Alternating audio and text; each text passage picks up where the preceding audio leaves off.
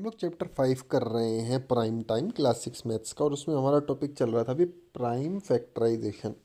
उसके बारे में हमने थोड़ी सी और बात की थी। आज हम लोग देखेंगे कि प्राइम फैक्टराइजेशन को कैसे यूज़ कर सकते हैं ये चेक करने के लिए कि one number is divisible by other, एक नंबर दूसरे से डिविजिबल है या नहीं। और उसके साथ में हम लोग बात करेंगे कि कैसे प्राइम फैक्टराइजेशन को हम लोग यूज़ कर सकते हैं। Check if two numbers are coprime, के दो नंबर को प्राइम है, ये हम कैसे चेक कर सकते हैं प्राइम फैक्टराइजेशन की हेल्प से। तो आइए शुरू करते हैं।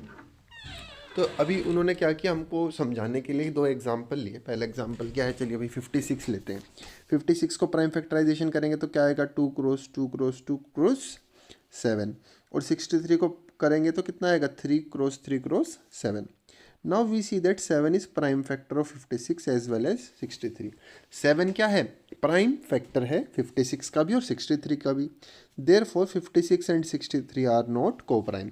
को प्राइम क्या होते हैं, जिसमें कोई भी फैक्टर कॉमन नहीं होता। तो यहाँ पे तो 7 कॉमन आ गया। व्हाट अबाउट 80 एंड 63, 80 और 63 के लिए देखिए, 80 के प्राइम फैक्टर्स किए तो ये आए, और 63 के प्राइम फैक्टर्स किए तो मेरे पास में ये आ गए। There are two common prime factors, अब इसमें दो कॉमन प्राइम फैक्टर हो गए। No, there are no common, कोई भी कॉमन प्राइम फैक्टर नहीं है इसमें। तो क्या है, 2 है और 5 है, यहाँ पे 3 और 7 है। Can we conclude that they are coprime. Suppose they have a common factor that is composite, would the prime factorization of this composite number appear in the prime factorization. तो कह रहे हैं कि आपको अगर composite नंबर है उसमें common, तो उससे फिर हमको पता नहीं चलेगा।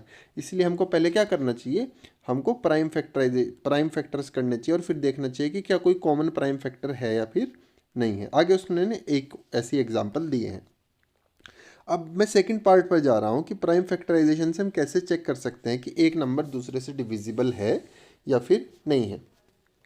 We can say that if one number is divisible by another, हम ऐसा कह सकते हैं कि अगर एक नंबर दूसरे से डिविजिबल है तो क्या होगा, the prime factorization of the second number is included in the prime factorization of first number.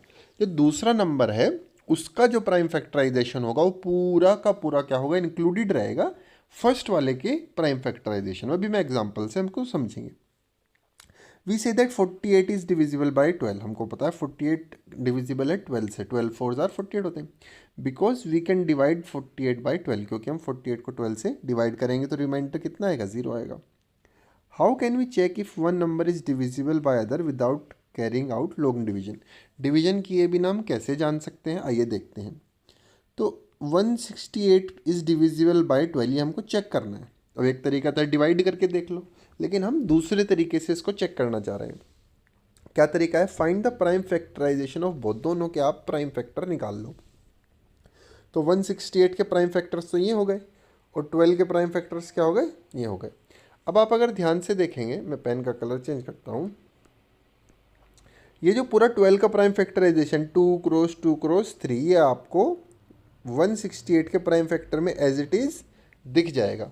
तो अगर दूसरे वाले नंबर का प्राइम फैक्टराइजेशन पहले वाले नंबर के प्राइम फैक्टराइजेशन में एज इट इज़ दिख जाता है, तो हम क्या कहेंगे कि भाई ये इसका डिविजिबल है।